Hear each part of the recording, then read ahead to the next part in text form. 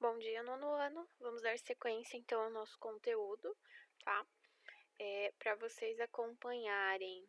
Então, vocês vão acompanhar das páginas 120 até 123. Então, sigam com a apostila para vocês acompanharem o conteúdo, tá bom? Boa aula para vocês.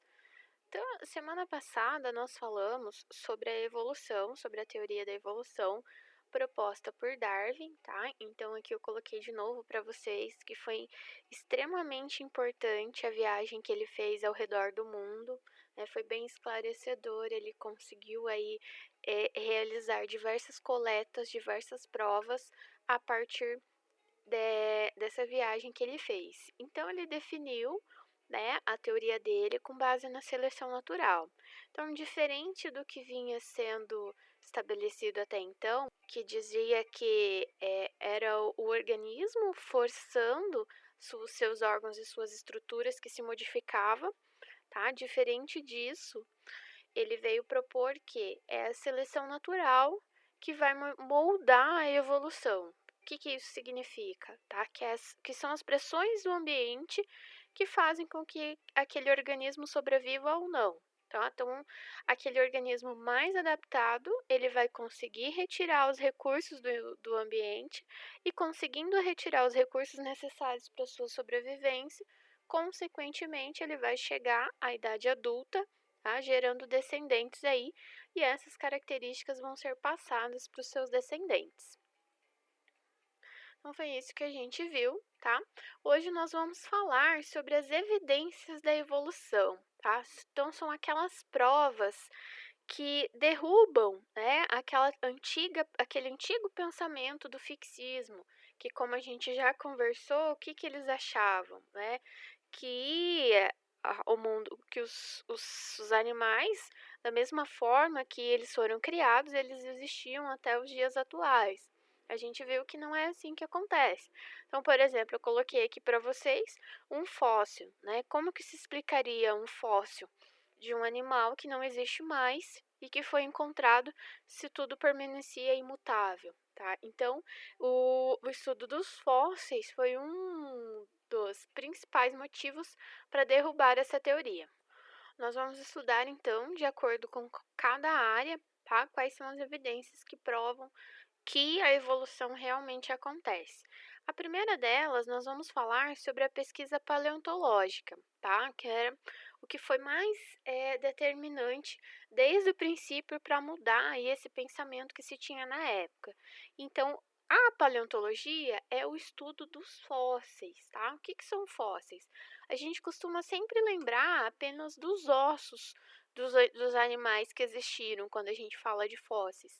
Só que toda vez que a gente fala de fóssil, a gente está falando de uma parte daquele ser vivo, que pode ser os ossos aí, que são os mais conhecidos, mas também aquelas estruturas que possuem minerais que podem calcificar, como por exemplo dentes, cascos, unhas, tá? Que podem aí ser calcificados, passar pelo processo fóssil e, a partir daí, eles podem sofrer o processo de fossilização. Também a gente tem como fóssil as evidências que comprovam, tá, que existiu atividade biológica desses seres, como, por exemplo, as pegadas. Então, eu coloquei aqui para vocês o chamado Vale dos Dinossauros, que tem aqui no Brasil, tá, na Paraíba, que são pegadas de diferentes espécies que ficaram preservadas, né? Então, elas fossilizaram pelas características do solo da região, mas se vocês olharem, né, a impressão que se tem é que esses animais acabaram de passar por ali. Então é bem interessante, tá? Então os fósseis não são só os ossos, mas são partes é, dos seres vivos e também evidências da sua passagem, evidências de que eles viveram aqui na Terra, ok? Por que eles são importantes? Como a gente já conversou várias vezes, esses fósseis serviram, né, para desmentir aí a teoria do fixismo, mas também eles fornecem evidências importantes da história daqueles seres vivos, como esse fóssil que eu coloquei para vocês, que é considerado o elo entre as espécies de répteis e de aves. Por quê? Porque aqui a gente consegue enxergar, porque a pena, se vocês observarem, ela tem uma haste que pode ser calcificada, uma haste dura, tá? Então a gente já observa nesse réptil a presença de penas, tá? Nesse registro fóssil. Então ele é considerado uma transição de répteis para ave. Então, além de desmentir o fato de que os animais, os seres vivos não se modificam, os fósseis também contribuem para nos dizer os relatos sobre aqueles seres que existiram. O nosso próximo tema é a embriologia comparada, tá? Então, o que é a embriologia? É o estudo do desenvolvimento embrionário. Quando se compara, tá, os primeiros estágios aí de espécies diferentes, que fazem parte de grupos diferentes, se observa um início igual, tá? Então, a gente tem aqui o desenvolvimento embrionário de um peixe, tá? Faz parte aí do grupo dos peixes, da salamandra, que é um anfíbio, da tartaruga, que é um réptil, da galinha, que é uma ave, e do coelho e do ser humano, que ambos mamíferos. Tá? Então a gente percebe que esse início, tá, ele é igual entre esses seres. Então, observando essa embriologia, tá, também é uma evidência de que, inicialmente, nesses processos, todos esses animais tiveram um ancestral comum, tá? Por isso que há esse desenvolvimento igual para todos eles, uma vez que esse desenvolvimento veio, né, de um único ancestral. Conforme as semanas, né, os estágios vão passando, lógico, né, que eles vão se modificando. Então a gente observa uma clara diferença, né, entre um peixe e um coelho, por exemplo.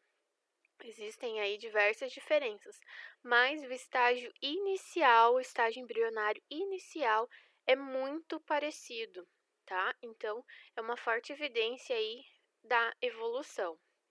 O próximo que a gente vai falar é a anatomia. A anatomia comparada. O que é a anatomia? É o estudo da forma do corpo dos organismos, tá? Então, dentro da anatomia comparada, a gente tem diversas evidências. A primeira que a gente vai estudar são as estruturas análogas. E o que são essas estruturas, pessoal? Então, é assim, ó. São estruturas, né, ou órgãos que eles têm a mesma função. Então, a gente tem aqui o desenho de uma asa de inseto e o desenho de uma asa de uma ave. Então, qual que é a função dessas duas estruturas? É a mesma, é voar, tá? Só que percebam que se a gente fizer uma análise tanto de como essa estrutura surge ou de como ela é formada, a gente percebe que essas estruturas elas são diferentes. Tá? Então, por exemplo, se a gente observa, tá, a asa de uma ave, a gente vai perceber que a estrutura que dá sustentação são os ossos, tá? No caso da asa dos insetos, a gente tem uma estrutura de quitina, né, que é um material ali que garante resistência para essas asas. A gente percebe inervações dentro dessas asas, tá? Nas aves, a gente tem penas, o que a gente não encontra na estrutura da asa dos insetos, tá? Você não vai ver uma pena num inseto. O que isso significa, tá? Significa que essas estruturas, embora elas tenham uma mesma função, tá? Mas elas têm aí origem no desenvolvimento de forma diferente, a sua composição também é diferente, mas também é uma evidência de que esses organismos evoluíram, tá? É mais uma evidência da evolução. Então, estrutura análoga, tá? Para resumir, são estruturas que possuem a mesma função, tá? Mas elas têm uma formação, uma composição diferente. Serve para a mesma coisa, mas é formada de uma maneira diferente, ok? Ainda dentro da anatomia comparada, a gente tem as estruturas que são homólogas. Aí é o contrário da análoga. Por quê? Tá? A gente tem uma composição parecida, tá? Mas uma função diferente. Então eu coloquei para vocês aqui os membros anteriores do homem, da rã, do morcego, do golfinho e de um cavalo. Então, olha só, as estruturas que formam, embora em alguns casos um pouco atrofiada, né, como é o caso do cavalo, tá? Mas a estrutura que compõe, elas são as mesmas, os ossos que compõem são os mesmos. Porém, pessoal, o que acontece? A função que esses órgãos vão desempenhar são diferentes. Por exemplo, o braço tem uma função diferente de uma asa para o morcego. O braço não vai servir para voar, o braço do ser humano não vai servir para voar, tá? E a asa do morcego, sim. Então, mesmo tendo uma origem embrionária semelhante, né, foram formados de uma mesma maneira, mas podem ter aí funções bem diferentes. Essas são as estruturas homólogas, tá? Que é o contrário do que a gente viu antes das análogas, ok? Ainda falando de anatomia, nós temos os órgãos vestigiais, tá? Então, como o próprio nome diz, são órgãos ou estruturas que deixaram vestígios, tá? O que são isso? São estruturas que estão presentes nos organismos, mas não têm mais uma função estabelecida, tá? Então, aqui a gente pode citar o apêndice, tá? Que é um prolongamento ali do intestino, mas que não tem mais nenhuma função. Tá? Antigamente, eles desempenhavam, né, no ancestral, desempenhavam uma função que acabaram perdendo, tá? Então, pesquisas apontam que, muito provavelmente, tá, os seres humanos tinham uma dieta mais com base em vegetais, então, por isso, o intestino ele precisava ser mais desenvolvido, para realizar aí a digestão desses vegetais. Conforme foi desenvolvendo, a dieta foi modificando, isso também modificou a necessidade do intestino maior. Só que o apêndice ainda permanece ali como órgão vestigial. Tá? Então, existem vários órgãos, várias estruturas que são vestigiais no ser humano, como, por exemplo, o siso, né, que é aquele dente, o terceiro molar, que nasce aí mais próxima à idade adulta, que já não tem mais função, tá? Então, na maioria das pessoas é preciso retirar, porque não existe espaço suficiente na arcada dentária das pessoas para que esse siso encontre ali um espaço para que ele se aloje. Então, é preciso retirar para que ele não cause uma inflamação. Então, mesmo não tendo mais função, a estrutura ainda, né, persiste aí na maioria das pessoas.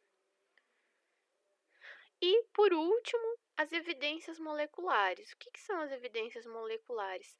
São comparações que são possíveis ser realizadas, tá, com o avanço da biologia molecular. Então, é possível analisar duas estruturas, analisando quais são as características parecidas entre elas a nível molecular, tá? A nível cromossômico. Então, é possível se analisar dessas estruturas quais animais possuem um parentesco, quais animais não possuem, através da análise aí do código genético desses organismos, que veio, né, para complementar aí ainda mais o estudo, tá, das evidências, das comparações entre os organismos.